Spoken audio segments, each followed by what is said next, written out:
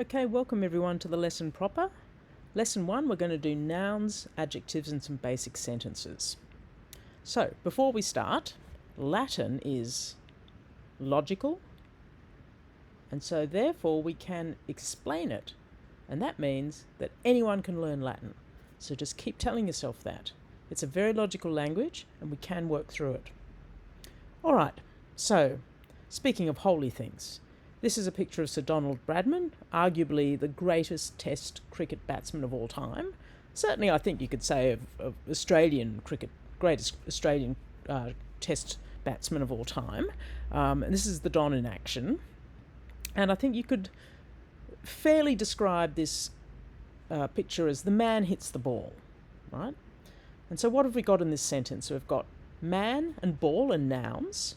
Hits is a verb. And then the is the definite article. Now, Latin does not have the definite article at all, or the indefinite article a or an. So that they're always inferred from context in Latin. So that's one thing we don't have to worry about. But let's look at this English for a moment. The man hits the ball. What if I take the same nouns and the same verbs and change the order and say the ball hits the man? It now means something completely different when I change the order around it, doesn't it? Word order is very important in English, and in fact it determines meaning to a large extent. So in the sentence the man hits the ball, the subject, which is the noun that controls the verb or performs the action, always precedes the verb. It comes just before the verb, the man hits, and then the object, which in this case is the ball, comes after the verb. So the object is the target of the verb, or that which has the action done to it. And I'm calling it the object here, but really its full name is the direct object. Okay, let's look at this sentence in Latin now. I can say homo batit pilam. Homo means man, batit means hit or strike, and pilam means ball. So you can see that homo in red is the subject, it's performing the action, batit is the verb in black, and pilam is the object or the direct object which is having the action done to it. And that's the same word order as English.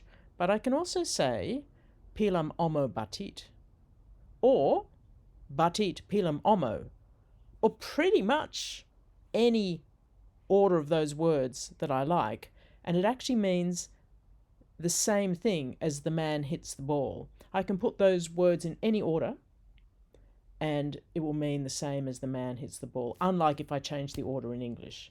So let's have a look at the reason that this is so. And the reason for that is that in Latin, the subject and object are determined not by their relationship to the verb, by what order they come in, they're determined by the ending of the noun. So let's look at this rather busy slide here. We can see the words homo and pila there. And we can see that there's a whole kind of list of slightly different versions of both those nouns. So let's look at homo here.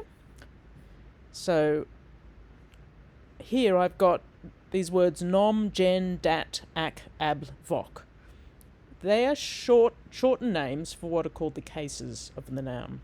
So nominative, genitive, dative, accusative, ablative, and vocative. And you can all see they begin with an HOM and om, but then the ending is different. Homo, hominis, homini, hominem, homine, homo. And similarly for pila. Pila, pile, pile, pilam, pila, pila. Just a note on pronunciation, actually. Maybe we'll do a separate video on pronunciation. When I remember I'm going to be using the ecclesiastical pronunciation.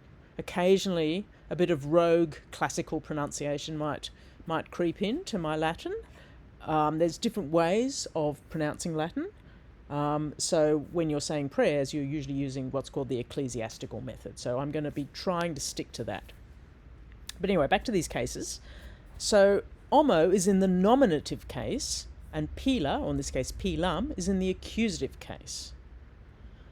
So the nominative case is always used for the subject, and the accusative case is used for the direct object. Now there are other cases as well, and we'll get to them in a minute. You'll also have noted that there are singular and plural forms. And we actually see a similar thing in English with some of our pronouns. For example, I and me. I hit the ball hit me. I hit Paul hits me. We run, the ball hits us, So we do change our pronouns a little bit depending on what function the pronoun is in the sentence. Okay. Pronouns also have person. We'll talk about that later. Okay, let's talk a bit more about objects. Consider this sentence. The man hits the ball with a bat or a stick to the dog. So the ball is the direct object. Now the direct object is the noun or the pronoun which receives the action of the verb. It kind of answers the question, who or what. So, what's been hit? The ball. Because remember, the man is the subject doing the action. The man hits the ball, the direct object. Now the dog in orange there is the indirect object. The indirect object receives the direct object, right? The man hits the ball to the dog, okay? It's receiving the direct object, and the indirect object, I suppose, kind of answers the question to or for whom or for what, right? And then in green, we've got the instrument or the agent, the means or the cause, right? It's the means by which or the reason that something is done, or maybe sometimes the matter out of which it's done, or something like that, maybe the location, etc. Okay. Often the object of prepositions in Latin, and the kind of prepositions that are used are things like by, with, from, in, on. So the man hits the ball with a bat to the dog. So let's just summarize that. There's that sentence again. So we've got the subject is the man doing the action, and in Latin we'll use the nominative case for that. Then the direct object is the ball. It receives the action, and in Latin the accusative case is used for the direct object. Then we've got the instrumental object, if you like, the means or the instrument by which the action's being done. In this case, it's the bat or a stick, and Latin's going to use something called the ablative case for that. Lastly, we've got the indirect object, which is the dog, that receives the direct object. Okay, it's in this case receiving the ball, and Latin's going to use the dative case for that. So another example would be the girl learns Latin with a teacher. So the girl is the subject, Latin is the direct object, and teacher is the ablative or the instrumental object, right? There's no indirect object in that example. So let's try and put this into Latin for our sentence. Homo batit pilam cani cum clava. Okay, so homo, we know, is in the nominative case. We can see from our little chart here, it's nominative singular, one man, not multiple men. And then batit, we'll just take our word for it, that means hits. And then pilam is the accusative case of the noun pila, okay? So it's the direct object. Now, two new words, cani and clava. Cani comes from canis, which means dog, and then clava comes from a word meaning like a club or a cudgel or something. Sadly, the Romans didn't play cricket, so they had no such thing as a cricket bat. So let's look at the declension of clava and canis. Looking at canis here, we can see that cani is actually the dative case. Okay, so that makes sense. It's the indirect object. And then clava, we can see it's in the ablative case. So it's this instrumental object, if you like. So you can see how Latin puts things together. And I don't really even need any prepositions, although in this sentence I've chosen to use the word with, cum, that's a preposition. You often do use the ablative with a preposition. Sometimes you use the accusative with a preposition as well, which we'll see shortly. Okay, a little summary here of the cases. In Latin, we've got our sentence, homo batit pilam cani cum clava. The man, homo, batit, hits, pilam, the ball, cani, to the dog, cum, clava, with a club. So we've got in red the nominative, which is the subject, it's the doer of the verb. Homo, the man, is doing the hitting. Then in blue we've got the accusative, which is the direct object. That's the target of the verb, in this case pilam, which is being hit, right? It's receiving the action of the verb.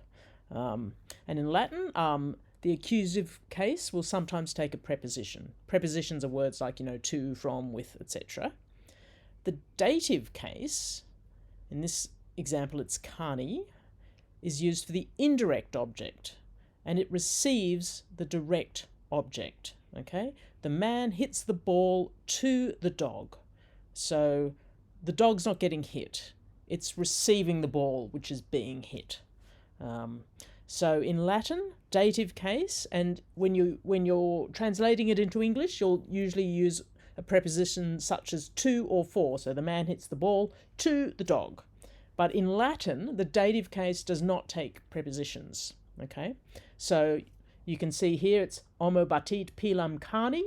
So cani means to the dog, but you don't need a preposition in Latin. And then lastly, clava is in the ablative case, and that's because in this case it's, I suppose, the instrument of the action. Okay, so in English we're going to translate it with a preposition, and in fact you can see here we've got the word cum, which means with in Latin, and the ablative case will often have a preposition attached to it. Not always, but often. So it just sort of defines a little bit what type of, agent or instrumentality or means is going on here. So cum clava means all this action, hitting of the ball to the dog, is happening with a bat. Okay. And then in particular in Latin, some people like mnemonics. Sid space is a suggested mnemonic for remembering prepositions that associated with the ablative. So sine, in, de, super, sub, pro, a, ab, cum, and ex. Sine means without, in usually means in, de means of, super and sub mean above and below, usually pro means for or to, a, ab can mean to or from, cum means with, ex means out of. They mean slightly different things in different contexts, but that's the guts of it. So that's the ablative case, and that's our summary of 4 of the main cases of Latin nouns. All right, let's go to the Preces. Let's start with the first thing we say out loud, ad trinitatem. We'll leave serviam for now. So ad trinitatem, what's going on here? So the word ad, ad, is a preposition, okay, and it just means, to or towards or sometimes near. You can see there's a whole bunch of things it can mean depending on the precise context. But in our context, it's going to mean to, number 5, right? And you can see a little note that it takes an accusative object. And that's just a thing. There's no logical reason for that. That's just the way the Romans did it. So how about trinitatem? What's going on there? The noun is actually trinitas, okay? And it's what's called a third declension noun, because there are different patterns. Unfortunately, there's not one single pattern of how those noun endings change. There are 5 different patterns, and each pattern's called a declension.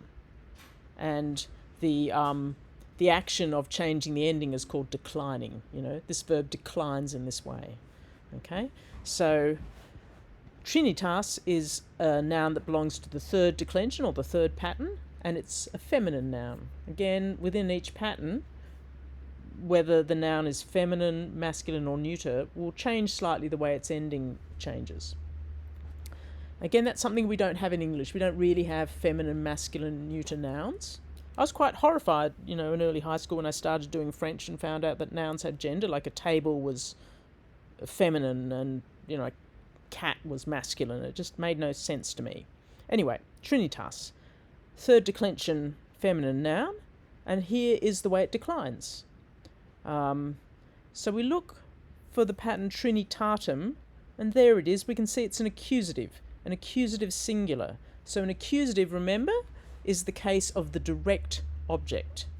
And we also know that ad, the preposition, takes an accusative object. So ad Trinitatem simply translates as to the Trinity.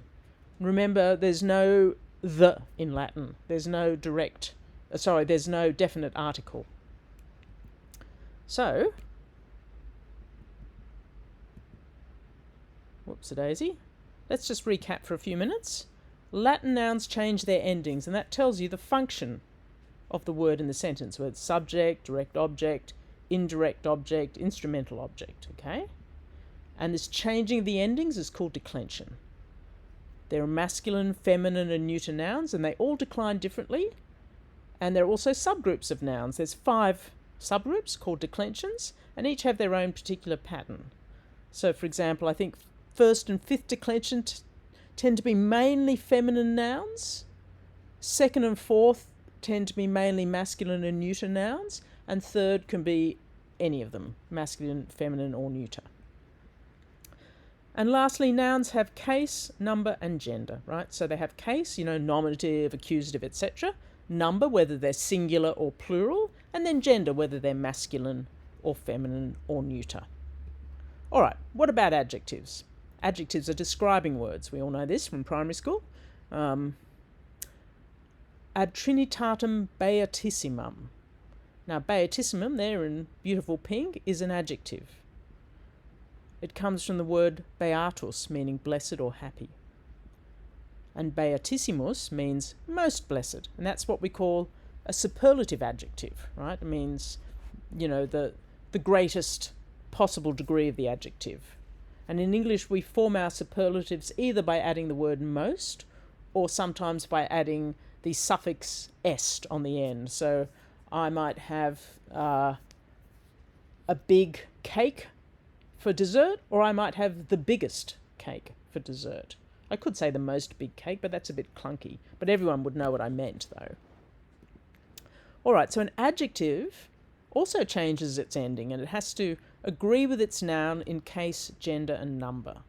Remember, in this case, Trinitatem is a singular noun, it's a feminine noun, and its case is the accusative case. So let's have a look at that. We've just said all that. If we were to say just the Blessed Trinity, ad Trinitatem, something to do with beatus, what form of beatus would we use? Well, it would have to be feminine. So we're going to use this column, feminine. It would have to be singular, so we're going to use the top. And it would have to be accusative, so it would be beatum. So it would be ad Trinitatem beatum. However, we're going to use the superlative, and we go through the same process: feminine, singular, accusative, beatissimum. And that means the most blessed Trinity. And adjectives can come either before or after the noun. It doesn't matter, again. Latin's pretty flexible. So I could say ad Trinitatem beatissimum, or I could say ad beatissimum Trinitatem. So that's pretty easy, isn't it? All right, let's do another one. Ad Jesum Christum Regem. So Jesus is a proper noun. It's actually a masculine fourth declension noun, and this is how it declines. And we can see that Jesum is an accusative, and it's singular, of course. And remember, ad means to. We know it takes an accusative object, so far that's making sense. What about Christum? Comes from the word Christus, and again we can see Christum is a singular accusative case. And then lastly, rex is the word for king, and when we decline that in the accusative, it's regem. So here we've simply got to Jesus Christ King, and we would render that in English as probably to Jesus Christ the King. But Christ, again, when I was very young, I used to think Christ was his last name, which it isn't. It's actually a title, and it comes from a word meaning the anointed one. So I could also translate this in English as to Jesus the Christ the King. And I'm just sort of stringing nouns together. And we do that in English as well, right? So that's what the Latin's doing here. But you can see that the nouns all have to, if they're going to go together in the one sort of package describing this one person, Jesus Christ the King, they have to all agree in case, gender, and number. Okay, we said all that. Okay, last one. Ad Beatum Virginem Mariam Mediatricem. So we're seeing here the adjective beatum actually goes at the beginning in this case, right? So beatum is actually a feminine singular accusative. There it is. And then virginum, that comes from the noun virgo, which means virgin. And it's a third declension feminine noun. And so looking at its declension here, we see in the accusative it's virginum. And it's making sense because it's got to go with ad. Then Mariam is a first declension feminine noun, and it declines like this, and the accusative is Mariam, okay? And then mediatricem, third declension feminine noun, comes from the word mediatrix, and you can see again that's an accusative. So again here we've got a string. They're all the three nouns, virginum, Mariam, mediatricem, they are all feminine singular accusative, and so the adjective beatum has to be feminine singular accusative. And so there it is. To the Blessed Virgin Mary, the mediator or the mediatrix. We would sometimes actually just use the word mediatrix in English. So again, it all kind of makes sense. So I hope that is comprehensible for now. Let's finish this lesson now, and next time we'll tune in for some more nouns and a discussion about pronouns, and we'll look at some more examples and a few more things. So I hope that was helpful. Remember, Latin is logical, we can explain it, and anyone can learn Latin. So see you next time. Maybe tomorrow, maybe another time. Same bat time, same bat channel.